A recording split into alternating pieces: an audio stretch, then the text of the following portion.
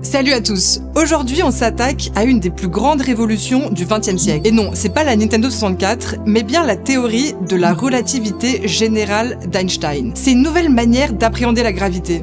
Non plus comme une force, mais comme une déformation de l'espace-temps. Bienvenue dans le nouvel épisode de Space Apéro.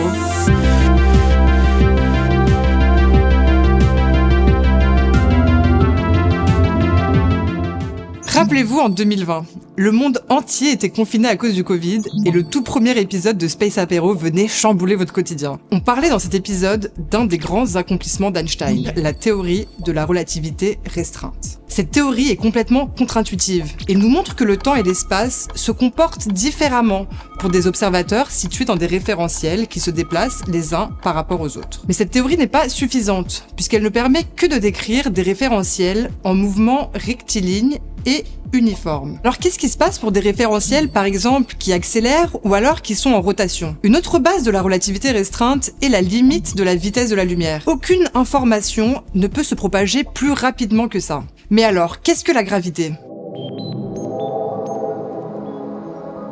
En effet, dans la théorie de Newton, la gravité apparaît comme une force instantanée. Par exemple, le Soleil, même s'il est loin de la Terre, exerce en permanence une force d'attraction à distance et instantanée sur la Terre. Ce modèle n'est plus compatible avec la relativité restreinte, puisqu'elle repose sur le fait que rien, aucune force, aucune information ne peut se propager plus vite que la lumière. Dans cet épisode, on va voir comment Einstein a résolu ces problèmes, en développant la théorie de la relativité générale. Pour commencer, remettons-nous en situation. Imaginons qu'on est dans un train, genre un TER entre Paris et Brive-la-Gaillarde. Le train se déplace de manière rectiligne et à vitesse constante. S'il n'y a pas de remous et qu'on voit pas l'extérieur, il est impossible de savoir si le train avance ou pas. Rien dans la manière dont se comportent les lois de la physique ne nous permet de dire qu'on est en mouvement. C'est pour ça que le principe de la relativité galiléenne nous dit que c'est exactement la même chose de dire que le train avance par rapport au référentiel Terre, ou alors si c'est le train qui est immobile, et la Terre qui se déplace par rapport au référentiel TER. On avait déjà discuté de ça dans l'épisode sur la relativité restreinte. D'ailleurs, si vous l'avez pas encore regardé, je vous invite à le faire. Et puis, abonnez-vous, suivez-nous sur toutes les plateformes. Voilà, vous connaissez les bails. Bref, ça ne marche que dans le cas des référentiels galiléens. C'est-à-dire des référentiels qui sont en translation rectiligne, uniforme les uns par rapport aux autres. Et c'est là toute la question qu'on va se poser ici. Qu'est-ce qui se passe si le train accélère ou ralentit ? On en a déjà tous fait l'expérience. Dans un train lancé à sa vitesse de croisière, on ne sent plus le déplacement et on pourrait croire qu'on est à l'arrêt. Par contre, si le train freine d'un coup, on le sent et on ne peut pas se tromper. On peut parfaitement mesurer physiquement que c'est le train qui a un mouvement ralenti par rapport à la Terre. Pour prendre un exemple, si j'ai une bouteille d'eau avec moi dans le TER, tant que le train avance de manière uniforme, la surface de l'eau reste tranquille, comme si on était à l'arrêt.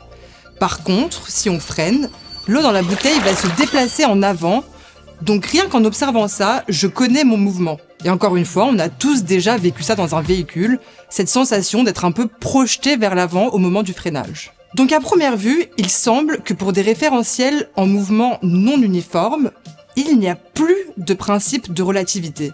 On va voir dans la suite si c'est bien le cas. Et pour ça, je vais vous présenter une expérience de pensée qu'Einstein décrit dans son livre sur la relativité. On a cette fois une personne qu'on va appeler Myriam et qui se trouve dans une fusée. La fusée a un mouvement, encore une fois, rectiligne uniforme, et donc pour Myriam, c'est comme si elle ne bougeait pas. On dit en plus que la fusée est très loin de la Terre, du Soleil et de tout autre objet céleste qui pourrait exercer sa gravité dessus. Donc Myriam est en apesanteur, elle flotte simplement là dans l'espace. Et si elle lâche l'objet qu'elle tient à la main, l'objet va simplement flotter à côté d'elle. Imaginons maintenant que la fusée se mette à accélérer. Vous avez tous déjà ressenti cette sensation. Quand la fusée accélère, Myriam va se retrouver plaquée contre la surface opposée au mouvement. Et tant que la fusée accélère, elle est maintenue au sol de l'engin et peut se déplacer à sa surface, exactement comme si elle était à la surface de la Terre. Si elle lâche encore une fois un objet qu'elle a à la main, l'objet ne va plus flotter, mais tomber au sol aussi. Plus encore, tous les objets qu'elle lâche vont tomber à la même vitesse, ce qui est une propriété importante des objets tombant dans un champ gravitationnel dans le vide, comme l'a montré Newton. C'est là le point de départ de la relativité générale. Pour Myriam, il est impossible de distinguer si elle est effectivement dans une fusée qui accélère ou alors dans une fusée qui est à l'arrêt mais soumise à un champ gravitationnel. C'est ce qu'on appelle, de manière plus générale, le principe d'équivalence d'Einstein. Localement, on ne peut pas distinguer les effets de la gravitation de l'accélération du référentiel. Et cet effet est par exemple très bien illustré dans 2001 l'Odyssée de l'espace. Une gravité artificielle est créée dans le vaisseau Discovery 1 grâce à une légère rotation permanente du vaisseau. L'accélération centrifuge produite par ce mouvement est ressentie, par principe d'équivalence, comme une force de gravité par les astronautes. C'est donc ça la première pièce du puzzle qui va mener Einstein à développer la théorie de la relativité générale. Il y a équivalence entre l'accélération d'un référentiel et l'effet de la gravité sur celui-ci. On voit déjà qu'on se dirige vers des réponses à nos questions initiales. Vers une théorie qui permet de prendre en compte tout type de référentiel, mais aussi une théorie qui permet de penser différemment la gravité. Pour comprendre la deuxième pièce du puzzle d'Einstein, on va reprendre Myriam dans sa fusée et imaginer maintenant qu'en dehors de celle-ci, il y a une deuxième personne, qu'on va appeler Jérémy, et qui lance des cailloux. Si la fusée de Myriam est à l'arrêt par rapport à Jérémy, elle verra simplement les cailloux passer en ligne droite devant elle. Qu'est-ce qui se passe si la fusée de Myriam est maintenant en translation uniforme par rapport à Jérémy? En se plaçant dans le référentiel de Myriam, par rapport à qui c'est donc Jérémy qui se déplace, il est assez facile de se convaincre que pour elle, les cailloux vont toujours en ligne droite, mais cette fois avec un angle. Là où ça devient un peu plus intéressant, c'est si la fusée de Myriam se déplace de manière accélérée.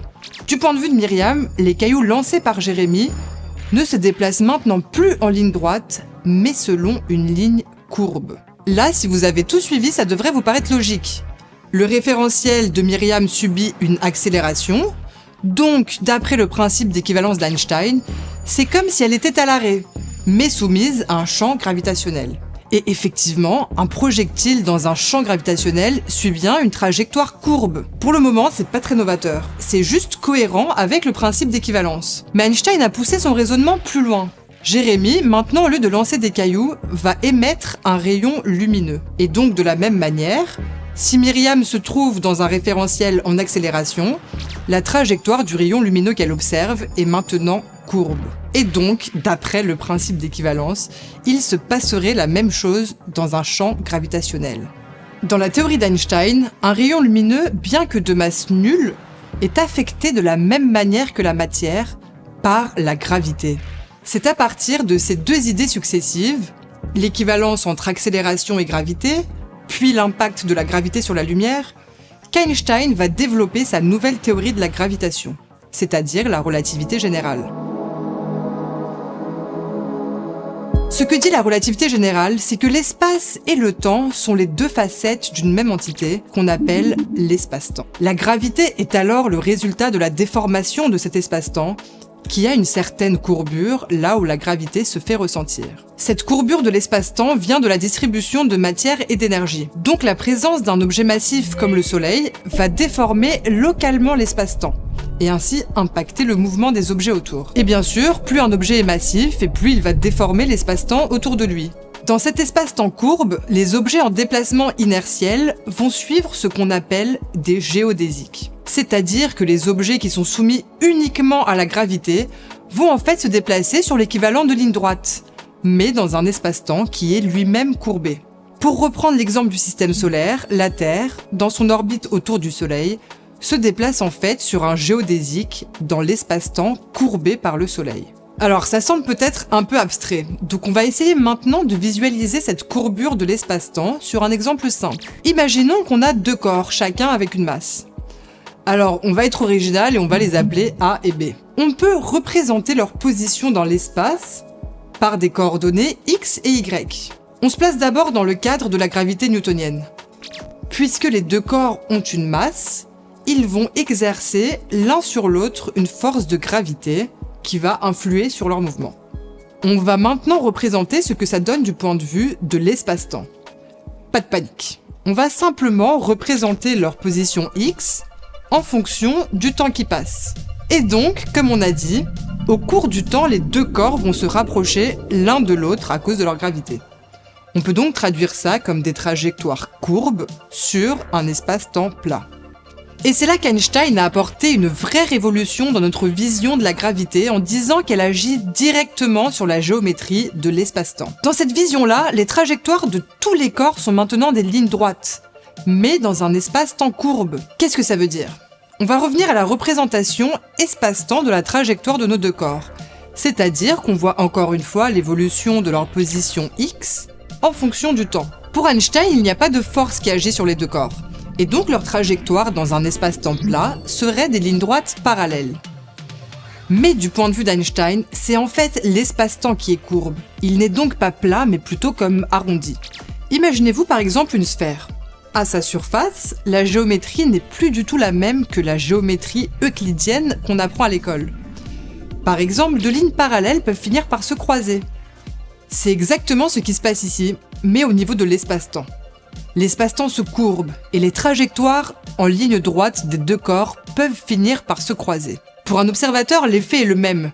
Les deux corps vont se rapprocher l'un de l'autre sous l'effet de la gravité. Bon, gardez quand même en tête que c'est une représentation un peu simplifiée et pas complètement exacte. Mais au moins, on comprend mieux que c'est la courbure de l'espace-temps lui-même et pas seulement de l'espace qui crée la gravitation. Einstein, aidé de mathématiciens, a mis au point tout un formalisme mathématique très complexe pour décrire cette théorie. Mais je ne vais pas vous le présenter ici. Regardons quand même ensemble l'équation d'Einstein, qui est au cœur de la relativité générale. Elle relie la manière dont l'espace-temps se déforme avec la distribution de matière et d'énergie qu'il contient. Et vous allez voir qu'il résume ce que je viens de dire. D'un côté, la présence d'énergie et de matière va impacter la manière dont l'espace-temps se courbe, et en même temps, la courbure de l'espace-temps peut être interprétée comme un champ gravitationnel qui, lui, impacte la matière. Grâce à cette équation, on peut ensuite décrire le mouvement de tous les systèmes soumis à la gravité, et donc, par exemple, prédire très précisément le mouvement des planètes autour du Soleil. Mais elle permet aussi de décrire l'univers lui-même à grande échelle, et ainsi décrire ses propriétés, son évolution et donc son passé et son futur. On voit aussi que la relativité générale permet de résoudre les problèmes évoqués au début de l'épisode. Dans ce nouveau cadre, la gravité n'est plus une force, mais bien une déformation physique de l'espace-temps. Et les conséquences d'événements gravitationnels se propagent bien à la vitesse de la lumière, sous forme d'ondes gravitationnelles. Ces ondes qui ont été pour la première fois observées en 2015. Mais on peut légitimement se demander ce qu'il reste de la gravité de Newton dans tout ça. Cette théorie a quand même fait ses preuves pendant des centaines d'années. Et en effet, elle n'est pas directement bonne à jeter. Quand on considère des objets qui se déplacent lentement par rapport à la vitesse de la lumière et des champs gravitationnels faibles, elle reste une excellente approximation de ce qu'on observe. Et dans ces cas, il est beaucoup plus simple d'utiliser la théorie de Newton, plutôt que de dégainer la full complexité de la relativité générale. On peut comparer ça à ce qu'on avait vu pour la relativité restreinte. À faible vitesse, la simple additivité des vitesses marche très bien. Et c'est seulement pour des vitesses non négligeables devant la vitesse de la lumière qu'il faut prendre en compte des effets relativistes. Et de la même manière, c'est quand le champ gravitationnel est fort que la relativité générale dévoile toute sa puissance. Un exemple très connu est le problème de l'avance du périhélie de Mercure. En gros, dans le système solaire, l'orbite de toutes les planètes est très bien mesurée et peut être très bien décrite par la gravité newtonienne. Pour toutes les planètes, sauf pour Mercure, qui est la plus proche du Soleil. L'orbite de cette planète est en effet très légèrement différente de ce qui est prédit par la gravité de Newton, lorsqu'on tient compte de l'impact du Soleil et des autres planètes. Pendant des dizaines d'années, la communauté des astronomes s'est trouvée complètement démunie face à cette anomalie.